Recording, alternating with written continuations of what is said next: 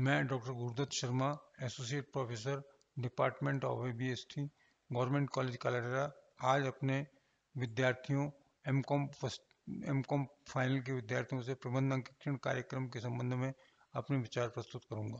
अंकेक्षण कार्यक्रम, management audit programme. प्रबंध अंकेक्षण कार्यक्रम तैयार करते समय निम्नलिखित बातों का ध्यान रखना चाहिए। पहला, कार्यक्षेत्र का निर्धारण। जब यह निर्धारित हो जाता है कि प्रबंध अंकेक्षण कराया जाना आवश्यक है, तो फिर यह निर्धारित किया जाता है कि इसका कार्यक्षेत्र क्या होगा। प्रबंध अंकेक्षण संपूर्ण संस्था का हो सकता है अथवा उसके किसी भाग का हो सकता है।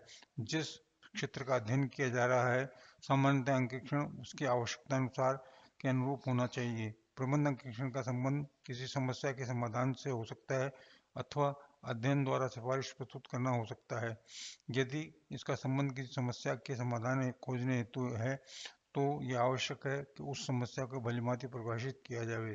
किसी समस्या के समाधान के लिए कई मार्ग हो सकते हैं। स्टीफन माइकेल ने एक कंपनी के समग्र अंकेक्षण के प्रमुख तत्व निम्न रूप से बताए हैं। पहला, संगठन का प्रयोजन एवं उद्देश्य। कार्य और क्रियाएं, संगठन ढांचा, साधन, साधनों की प्रतिक्रिया संबंधी नीतियां, प्रक्रियाओं संबंधी नियोजन, प्रक्रियाओं का संपादन, प्रक्रियाओं का मूल्यांकन, प्रबंध दर्शन।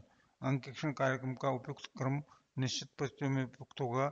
यदि संगठन की डॉक्टरी जांच के समान संपूर्ण जांच करानी हो, अथवा यदि कोई नया कार्यक्रम प्रारंभ करना हो, अथवा यदि केवल सामान्य लक्षण नजर आ रहे हों, तो वास्तविक समस्या को पकड़ना।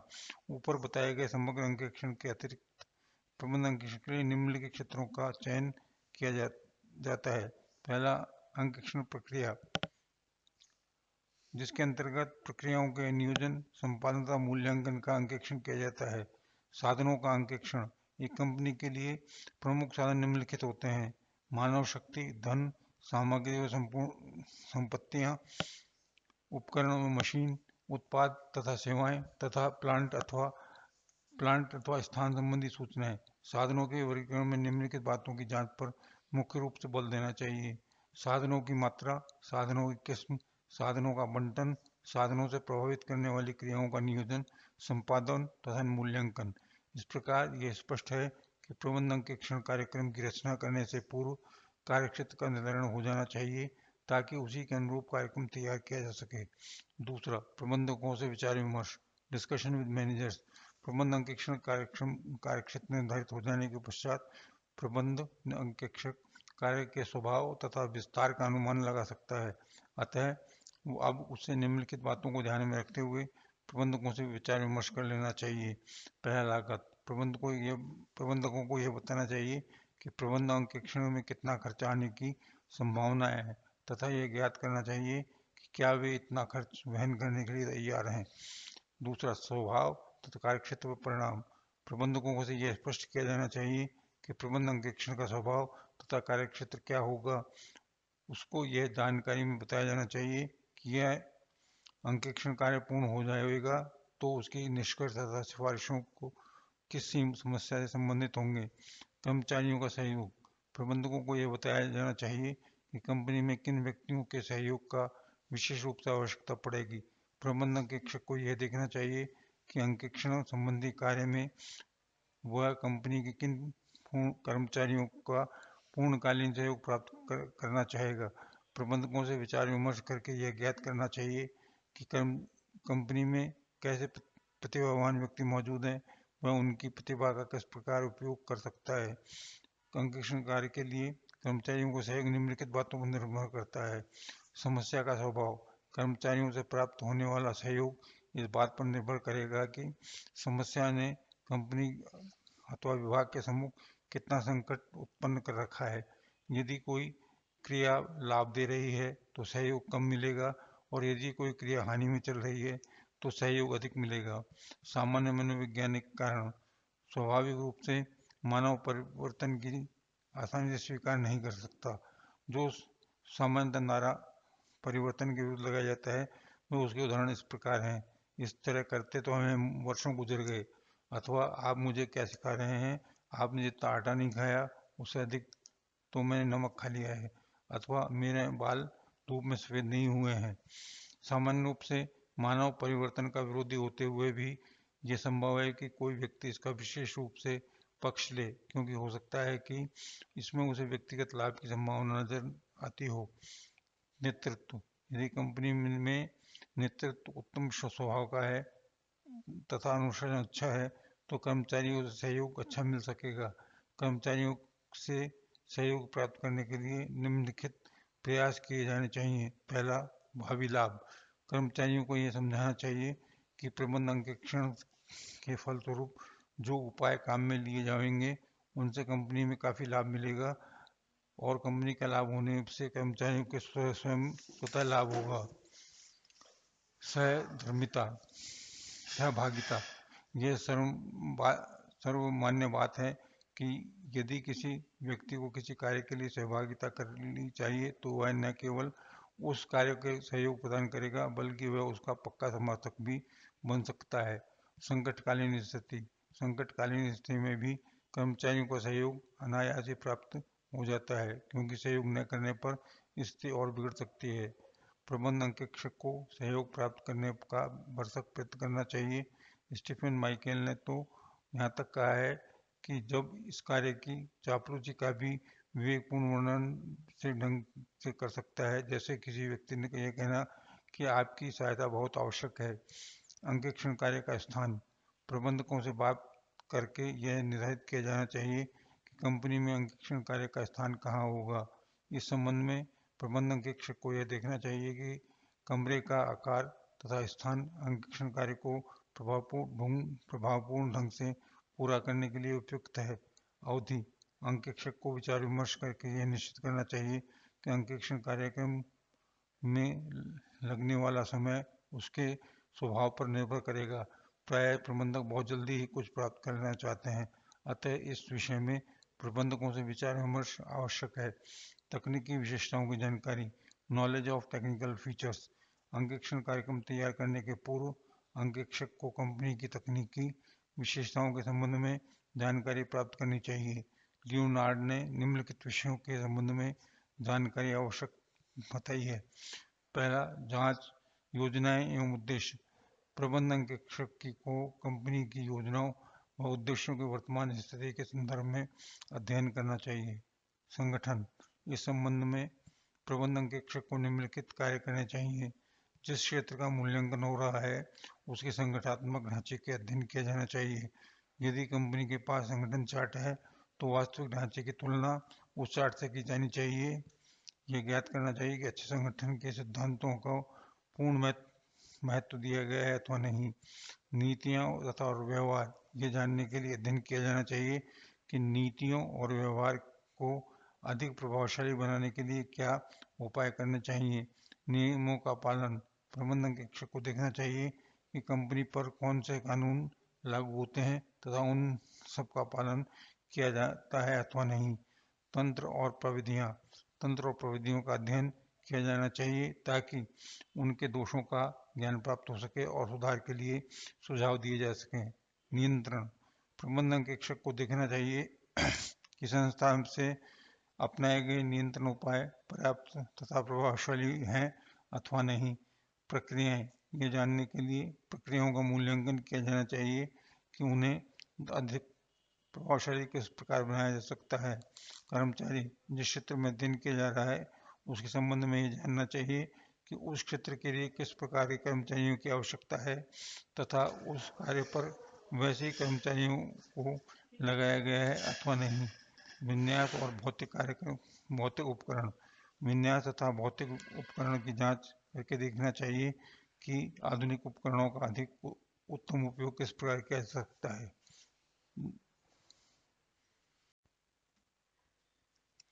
अंकेक्षण कर्मचारी ऑडिट पर्सनल: यह एक महत्वपूर्ण प्रश्न है कि प्रबंध अंकेक्षण का संचालन किसके द्वारा किया जाना चाहिए। व्यवसाय का स्वामी, अध्यक्ष अथवा मैनेजर स्वयं अध्ययन करने का निर्णय ले सकता है अर्थात प्रबंध अंकेक्षण का कार्य व्यवसाय के सर्वोच्च अधिकारी स्वयं कर सकता है। व्यवसाय के सर्वोच्च अधिकारी को अध्ययन का संचालन तभी तय करना चाहिए जबकि समस्याओं को स्पष्ट रूप से समझ लिया गया है। जो कदम उठाने जाने चाहिए उनके लिए कोई विकल्प नहीं है तथा कार्यवाही विश्लेषण से अधिक आवश्यक है। इसका कारण यह है कि जो व्यक्ति वर्षों से सर्वोच्च पद पर कार्य कर रहा है वह उस समस्या का अभ्यस्त हो जाता है और उसके लिए उस समस्या को पहचानना कठिन नहीं होता। यदि किसी नए व्यक्ति ने ही यह पद संभाला है तो उसकी स्थिति भिन्न होगी। सर्वोच्च अधिकारी को प्रबंध अंकेक्षण का कार्य संचालन इस कारण से भी नहीं करना चाहिए कि ऐसा करने पर उसकी स्वतंत्रता सीमित हो जाएगी। यह संभव है कि उससे पहले के निष्कर्ष निकाले हों तथा अपनी सिफारिशें की हों। उन निष्कर्षों तथा सिफारिशों से उसका प्रतिबद्ध हो जाना उसकी कार्य करने की स्वतंत्रता को कम कर देगा। साथ ही उसके नीचे कार्य करने वाले व्यक्ति भी स्वतंत्र रूप से अपना मत व्यक्त नहीं कर लेंगे, जबकि वे लोग यही प्रयास करेंगे कि उसके अधिकारी द्वारा निकाले गए निष्कर्ष को सही प्रमाणित हों। अतः प्रबंध अंकेक्षण का कार्य संचालन सर्वोच्च अधिकारी को स्वयं नहीं करना चाहिए, उसे यह कार्य किसी और के सुपुर्द करना चाहिए। प्रबंध अंकेक्षण का कार्य के लिए जिन व्यक्तियों को उपयोग किया जा सकता है उन्हें निम्नलिखित वर्गों में विभक्त किया जा सकता है। पहला, स्थानीय प्रतिभा। दूसरा, बाह्य कलाकार। तीसरा, दोनों का मिश्रण। इस औचित्य का वर्णन इस प्रकार किया गया है। स्थानीय प्रतिभा। स्थानीय प्रतिभा से तात्पर्य कर्मचारियों की ही प्रतिभा से है, अर्थात प्रबंध अंकेक्षण के लिए कंपनी को व्यक्तियों का उपयोग किया जा सकता है। कंपनियों के व्यक्ति निम्नलिखित स्वरूपों में हो सकते हैं। पहला, एक प्रशासनिक स्टाफ टोली। यदि कंपनी के प्रबंध अंकेक्षण कार्य के लिए प्रशासनिक स्टाफ टोली उपलब्ध है तो उसका प्रयोग किया जा सकता है। विशिष्ट समिति। विशिष्ट प्रतिभा वाले लोगों की एक विशिष्ट समिति बनाई जा सकती है और उसे प्रबंध अंकेक्षण कार्य सौंपा जा सकता है। एक व्यक्ति। कंपनी के ही किसी एक व्यक्ति को विशेष रूप से उस कार्य के लिए नियुक्त किया जा सकता है। इस प्रकार के व्यक्ति के निम्नलिखित गुण होने चाहिए। उस व्यक्ति के लिए इस अध्ययन से संबंधित आवश्यक योग्यता है। उस व्यक्ति का कोई निहित स्वार्थ नहीं है। उस व्यक्ति में बहुनिष्ठ रह सकने की क्षमता है। जिस क्षेत्र का अध्ययन किया जा रहा है वह उस व्यक्ति के लिए अधिकारियों को स्वीकार्य है। प्रबंध अंकेक्षण कार्य की स्थानीय प्रतिभा का उपयोग करते समय गुण दोष दोनों प्रकार के हैं। निम्न प्रकार से हैं लाभ। स्थानीय प्रतिभा का काम में लेने के प्रमुख लाभ निम्न प्रकार हैं। कंपनी के व्यक्ति कंपनियों की नीतियों से अच्छी तरह समझते हैं। कंपनियों के व्यक्तियों का कंपनी के कर्मचारियों से परिचय होता है, अतः स्थानीय व्यक्ति सहयोग प्राप्त करने में सफल हो सकते हैं। स्थानीय व्यक्तियों कंपनी की प्रक्रियाओं के संबंध में अच्छा ज्ञान प्राप्त होता है। स्थानीय व्यक्तियों को कंपनी के वातावरण व समस्या से परिचय होता है। स्थानीय व्यक्तियों को पृष्ठभूमि समझने के लिए अधिक समय में सूचना की आवश्यकता नहीं होती है। उसके लिए अतिरिक्त लागत की आवश्यकता नहीं पड़ेगी। कंपनी के लिए गोपनीय बातें तथा अथवा कमजोरियों को बाहर प्रकट करने होने का भय नहीं रहेगा। सिफारिशों के स्वीकृत होने की संभावना अधिक होती है क्योंकि कंपनी के व्यक्ति अपने आदमी की बात बाहर वाले व्यक्ति की सिफारिश के मुकाबले आसानी से मान लेंगे। सिफारिश के क्रियान्वयन में यदि कठिनाई आवे तो उसे शीघ्र दूर किया जा सकता है क्योंकि जिन व्यक्तियों ने सिफारिश की है वे हमेशा उपलब्ध रहते हैं। इस प्रकार की कंपनी और टोली का प्रबंध अंकेक्षण के संबंध में जो अनुभव होगा उसका भविष्य में उपयोग किया जा सकता है। हानियाँ। स्थानीय प्रतिभा के प्रबंध अंकेक्षण का कार्य सौंपने में कुछ हानियाँ भी हैं। वे इस प्रकार हैं। कंपनी के व्यक्तियों का अनुभव केवल अपनी कंपनियों तक सीमित होता है, अतः वह कूपमंडूक बन जाते हैं। इस बात की संभावना अधिक होती है कि वे तथ्यों को यथावत स्वीकार कर लेंगे और वास्तविकताओं के लिए छानबीन नहीं करेंगे। कंपनी के व्यक्तियों में दोषों को छिपाने की प्रवृत्ति होगी। कंपनियों ने जिस प्रकार की प्रतिभा चाहिए हो सकता है वैसी प्रतिभा कंपनी में उपलब्ध न हो। ये संभव है कि समस्या का अध्ययन के लिए कर्मचारियों को जितने समय के लिए मुक्त करना आवश्यक है उतने समय के लिए उन्हें मुक्त नहीं किया जा सके। यह भी संभव है कि अंकेक्षण कार्य कभी समाप्त ही नहीं हो अथवा इतना लंबा समय ले ले कि इसमें निष्कर्षों के आधार पर कार्यवाही करने की रुचि समाप्त हो जाए। बाह्य सलाहकार। प्रबंध अंकेक्षण कार्य के लिए कंपनी से बाहर के प्रमुख प्रबंध सलाहकारों को भी नियुक्त किया जा सकता है। लाभ। प्रबंध अंकेक्षण के बाह्य सलाहकारों को नियुक्त करने के लिए निम्नलिखित लाभ हैं। बाह्य सलाहकारों के पास सभी प्रकार के भविष्य वाले व्यक्ति उपलब्ध हो सकते हैं तथा कंपनी को जिस प्रकार की प्रतिभा के व्यक्ति चाहिए वे आसानी से उपलब्ध हो जाते हैं। इन व्यक्तियों का अनुभव विस्तृत होता है क्योंकि उन्हें कई कंपनियों के लिए कार्य करने का अनुभव होता है। इनका पारिश्रमिक इनके कार्य से संबंध होता है, अतः ये निर्धारित समय में कार्य पूर्ण करने के लिए प्रतिबद्ध होते हैं। बाहर के व्यक्ति अधिक स्वतंत्र तथा वस्तुनिष्ठ होकर कार्य कर सकते हैं। कहावत है कि घर का जोगी जोगुणा और गांव का सिद्ध। इसके अनुसार इनकी सलाह को अधिक महत्व देने की संभावना है। बाहरी सलाहकारों का व्यवसाय तथा सिफारिशों की उपयोगिता पर निर्भर करता है, अतः वे मेहनत से अपना कार्य संपादन करते हैं। हानियाँ। बाह्य सलाहकारों से प्रबंध सलाह अंकेक्षण कार्य कराने की निम्नलिखित हानियाँ हैं। बाह्य सलाहकारों में व्यावसायिक अनुभव की कमी होती है। बाह्य सलाहकारों से विचार अव्यवहारिक होते हैं। उनकी कंपनी के प्रति व्यक्तिगत श्रद्धा नहीं होती है। बाह्य सलाहकारों की कंपनी के संबंध में कोई पृष्ठभूमि नहीं होती, अतः उनको कंपनी के संबंध में जानकारी देने का काफी समय, शक्ति व धन खर्च हो जाता है। प्रायः सलाहकार समस्या के समाधान के लिए एक स्थिर सूत्र का उपयोग करते हैं। यह आवश्यक नहीं है कि वे एक सूत्र सब परिस्थितियों के लिए सही उतरे। कंपनी की गोपनीय बातें प्रतिद्वंदियों तक पहुंच जाने की संभावनाएं बढ़ जाती हैं। प्रबंध सलाहकारों का उपयोग प्रबंधकों के लिए बैसाखी का रूप धारण करेगा और प्रबंधकों की समस्या का सामना करने की क्षति घट जाएगी। प्रबंध सलाहकारों उनके द्वारा अंकेक्षण कराने से प्राप्त होने वाले लाभों को बढ़ा चढ़ाकर बताते हैं और फिर उनका लाभ पहुंचा नहीं पाते। सलाहकार किसी विशिष्ट समस्या का हल करने की योग्यता न रखते हुए भी किसी न किसी प्रकार से उस कार्य को कबाड़ने की प्रवृत्ति रखते हैं। सलाहकारों को एक बार कार्य सौंप देने के पश्चात वे समय समय पर उसे पूरा नहीं कर पाते और तारीख बढ़वाते रहते हैं। दोनों का मिश्रण, कॉम्बिनेशन ऑफ बोथ, समस्या को ध्यान में रखते हुए यदि यह अधिक उपयोगी हो सकता है कि बाह्य सलाहकार तथा कंपनी के स्टाफ दोनों का उपयोग किया जाए। कंपनी स्टाफ निम्नलिखित दिशाओं में सहायता प्रदान कर सकते हैं। कंपनी तथा विभागों के संबंध में जानकारी दे सकते हैं। सलाहकार की कंपनी के बारे में पृष्ठभूमि तैयार करने में सहायता कर सकते हैं। समंकों के संकलन में सहायक हो सकते हैं। प्रबंधकीय समस्याओं को हल करने में व्यावसायिक तरीकों से परिचित हो जाते हैं। सिफारिशों को स्वीकृत कराने और परिवर्तन को लागू करने में सहायक हो सकते हैं। बाह्य सलाहकार निम्नलिखित दिशाओं में सहायक हो सकता है। वह सामान्य अनुभव तथा विशिष्ट ज्ञान प्रदान करेगा। वह समस्या का वस्तुनिष्ठ रूप देगा। वह व्यावसायिक प्रतिष्ठा प्रदान करेगा। वह समस्या के विश्लेषण तथा उसके हल के संबंध में विशिष्ट तकनीकी व विधि प्रदान करेगा। अंकेक्षण टोली का चयन। स्टीफन माइकल ने कहा है कि अंकेक्षणों का चयन दो शब्दों में व्यक्त की जा सकते हैं, विश्वास और लागत। कंपनी प्रबंध को यह विश्वास होना चाहिए कि अंकेक्षक समस्या का सर्वोत्तम समाधान ढूंढने की योग्यता रखते हैं। यदि प्रबंधकों को यह विश्वास नहीं है तो वे अंकेक्षकों की सिफारिशें स्वीकार करने में अनिच्छुक रहेंगे। अध्ययन होने पर होने वाली लागत की महत्व रखती है, लेकिन इस विचार करते समय अध्ययन से होने वाले लाभ को ध्यान में रखना आवश्यक है। यदि कंपनी के कर्मचारियों को अंकेक्षण टोली को सम्मिलित करने का विचार है तो सर्वप्रथम ऐसे संभावित व्यक्तियों की एक सूची बनाई जानी चाहिए जिसमें उनकी शिक्षा, प्रशिक्षण, अनुभव और विशेष योग्यता को तुलना करके देखना चाहिए कि प्रत्येक व्यक्ति का अध्ययन की सफलता में क्या योगदान दे सकता है।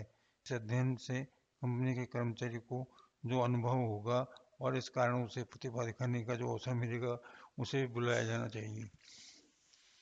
यदि कंपनी को आवश्यक प्रतिभा उपलब्ध है तो भी वह उपयोगी होगा कि बाहरी सलाहकारों से भी प्रस्ताव मांगा जाए।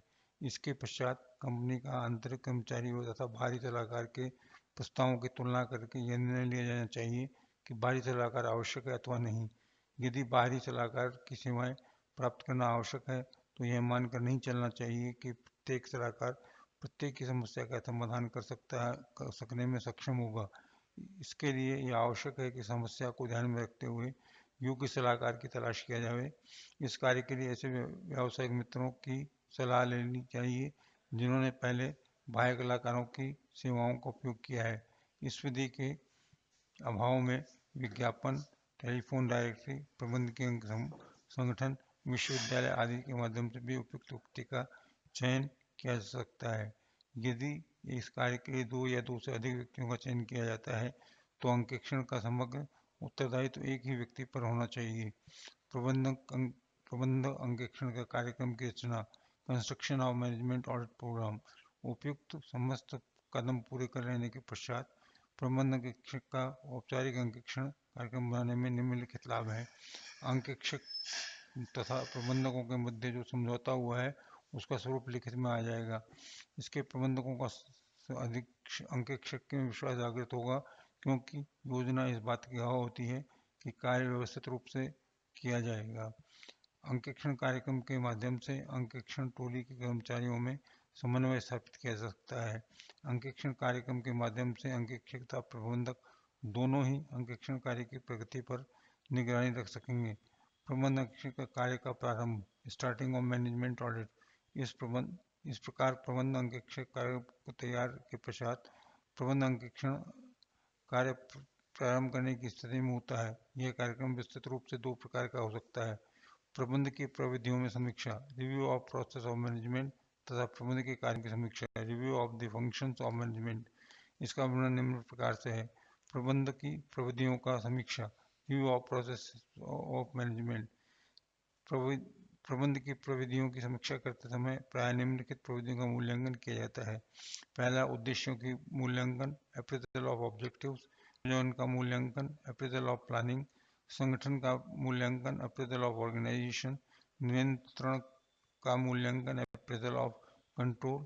तथा प्रणालियों तथा प्रक्रियाओं का मूल्यांकन, appraisal of systems and procedures. प्रबंध के कार्यों की समीक्षा, रिव्यू ऑफ मैनेजमेंट फंक्शंस। प्रबंध की कार्य वर्णन किया जाता है। प्रबंध अंकेक्षण रिपोर्ट। प्रबंध अंकेक्षण कार्य का पूर्ण कर लेने के पश्चात अंकेक्षक अपनी रिपोर्ट तैयार करता है और इस संबंध में प्रबंध अंकेक्षक को निम्नलिखित कार्य करने चाहिए। बिंदुओं का निर्धारण। प्रबंध अंकेक्षक को सर्वप्रथम उन बिंदुओं का निर्धारण करना चाहिए जिनके संबंध में उसे रिपोर्ट देनी है। बिंदुओं का विचार विमर्श करना।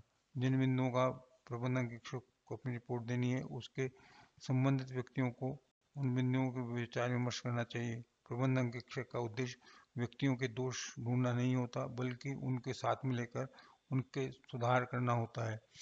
विचार विमर्श से उनकी रिपोर्ट का स्वरूप इस प्रकार भी बन सकता है जो संबंधित व्यक्तियों में सुधार सहायक होगा। रिपोर्ट लेखन। बिंदुओं को विचार विमर्श कर लेने के पश्चात प्रबंध अंकेक्षक को अपनी रिपोर्ट तैयार करनी चाहिए। रिपोर्ट की सामग्री को निम्नलिखित भागों में विभक्त किया जाना चाहिए।